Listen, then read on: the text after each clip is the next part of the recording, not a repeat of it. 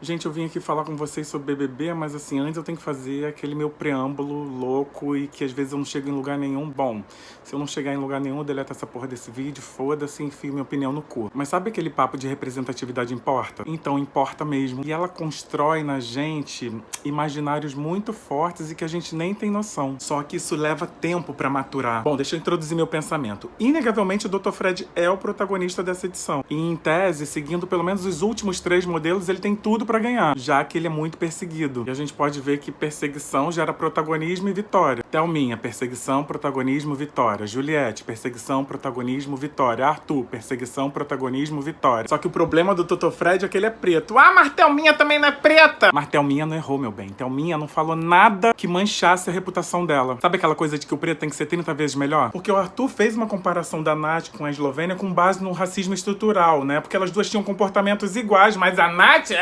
já a Eslovênia, a Juliette. E antes que vocês falem qualquer coisa, eu sou cacto, amo a Juliette. E ela se desculpou disso aqui fora, mas ela teve uma fala bifóbica. Mas o branco tem a segunda chance. Segunda, terceira, quarta, milésima. E o Dr. Fred, diferente da Thelminha, já teve aquela fala das enfermeiras, já falou do Bruno Gaga chamando de caricata, bicha caricata. E aí isso parece que condena ele pra sempre. Mas voltando a essa coisa de representatividade importa, e eu não sei onde eu vou chegar com isso, mas eu quero compartilhar com vocês o meu pensamento. Ele é uma liderança no quarto dele, né? Ele, Gustavo e Kay. Tudo bem, Gustavo já saiu, mas tô falando assim, eram os 3, né? Os líderes do quarto. Lembrando que esse quarto é o que tem a maioria preta.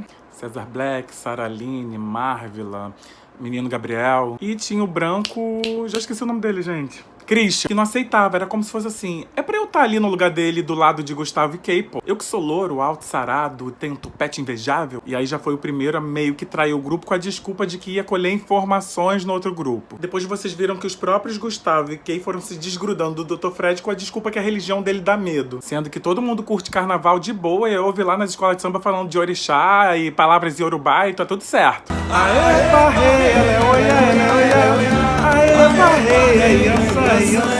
E foram se juntando mais ao Cris, que estava se juntando ao outro grupo, e com isso eles também ficaram mais próximos das pessoas do outro grupo. E o outro grupo fortemente unido, que tem seus líderes todos brancos. Bruna, Larissa, Fred, Guimê, Sapato e Amanda. Eles são os chefes daquele grupo, não dá pra dizer que não. E como historicamente a gente tá acostumado a ver branco no poder, e mesmo pro Alface, que é mó incisivo e que parece que não deita pra ninguém, ele me parece aceitar de boa aquela liderança ali. Até porque se ele não aceitar, ele vai ser o único rebelde. E diferente do Cris, ele não ia ser, de repente, bem aceito num outro grupo. Porque o Cris chegando no outro grupo, poxa, ele viu que a gente é melhor mesmo. E de repente o Alface chegando no outro grupo, pô, traíra. Sacou a diferença? A gente foi ensinado a amar muitos brancos e a odiar ou ter desprezo por muitos pretos. E até pessoas que nasceram pretas, a gente passou a amá-las como se elas fossem brancas. Jesus, Cleópatra e agora a Dona Joana da Paz, né, que ajudou a combater o crime organizado aqui no Rio de Janeiro. E que agora vai ter sua história contada num filme e ela vai ser interpretada pela Dona Fernanda Montenegro. Você vê que são 3 heróis. Já percebeu que nunca embranqueceram os escravizados na ficção? Pelo contrário, tornaram heróis os vilões colonizadores. Quem não ama Dom Pedro I? E nesse caso específico, eu acho que não embranqueceram os indígenas ou os próprios negros escravizados, porque aí seria reconhecer que quem invadiu o Brasil que é o criminoso. E aí ia dar muito na cara, a gente ia entender que esse país foi construído de forma toda errada. Ó, quanto filme aí da Dona Joana da Paz, eu já sei que ela ainda estava viva e adorou a escalação da Dona Fernanda Montenegro. Mas, gente, eu vou fazer uma pergunta pra vocês. Qual atriz preta emocionaria ela mais em ser interpretada do que Dona Fernanda Montenegro? Eu não culpo Dona Joana da Paz, não. Dona Fernanda Montenegro fez os melhores personagens, é a voz oficial de um monte de comercial. E fora que ela é incrível mesmo. Mas sim, teve muito mais oportunidade que Dona Zezé Mota, Dona Neuza Borges e Dona Elisa Lucinda, que, ao meu ver, seriam as pessoas ideais pra interpretar Dona Joana da Paz. Porque quer ver uma coisa? Se você fala assim, ó, a gente vai contar tua história num filme, quem vai te interpretar é o Lázaro Ramos. Eu desmaio aqui agora. Mas depois do Lázaro Ramos eu não desmaio pra nenhum outro ator negro. E assim, eu falo isso com uma dor no coração do caralho. Porque é só a partir do Lázaro Ramos e da Thaís Araújo que suplantaram essa coisa de serem atores negros, né? Eles sempre foram tratados como atores comparados com outros atores, grandes atores brancos. Que a gente experimentou de uma sensação de, caraca, eu posso ser o maior. Porque se não fosse ele, gente, e eu falo de novo com muita dor no coração, eu acho que eu ia adorar ser interpretado por Fábio Assunção, Reinaldo Gianecchini, Wagner Moura, Vladimir Brista, Cauã Raymond. não. E não é nem porque eu gosto desses mais do que outros atores que são negros, não. Mas porque eu sei que com esses brancos ia ser muito mais tchan, sabe? Atrair muita gente pro cinema. A gente, infelizmente, tem muito mais figuras míticas brancas do que pretas. E essas figuras se tornam autoridade pra gente. O Lázaro Ramos fala Sitchell, o Wagner Moura fala Sitchell, o Reinaldo Gianecchini fala Sitchell e todos aqueles outros atores brancos que eu falei. E é aí que eu quero chegar. O Dr. Fred, mesmo sendo protagonista, mesmo sendo um dos líderes lá do quarto, ele vai falar Sit.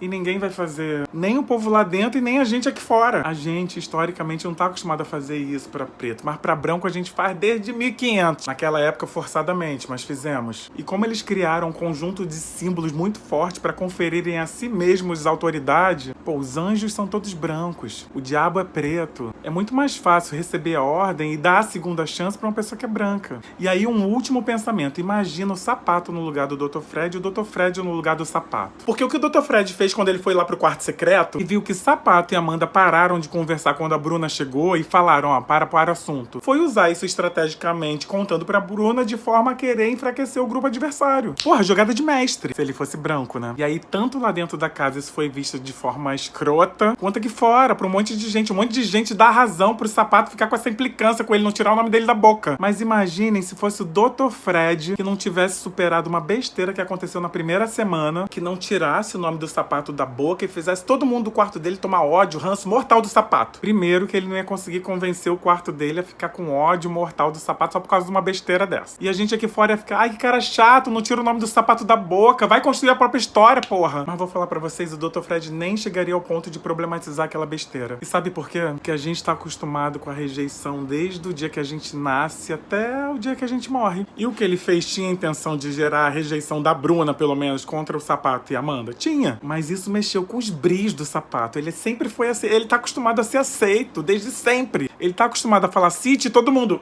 Como é que alguém pode desafiar ele? Querer queimar a reputação dele? E aí, meio que vibes o coach da Campari, ele ficou com ódio mortal do Dr. Fred e daqui a pouco ele vai criar um curso pra detonar pessoas que têm um comportamento igual ao Dr. Fred. Viram como ele é até meio abusivo lá com a Domitila, falando, Domitila, eu quero falar com você lá na festa. Ai, não, depois. Ele, não, mas eu quero agora. Ela, não, depois. Ela teve que insistir 1000 vezes. Ele só respeitou, acho que tá ali com um monte de câmera, que senão ele ia insistir, ele ia falar. E depois também com o Fred, algumas vezes ele quis conversar. Eu acho que teve a última na cozinha, o Fred, não, agora não, por favor, não, agora não. E ele insistindo, mas eu quero.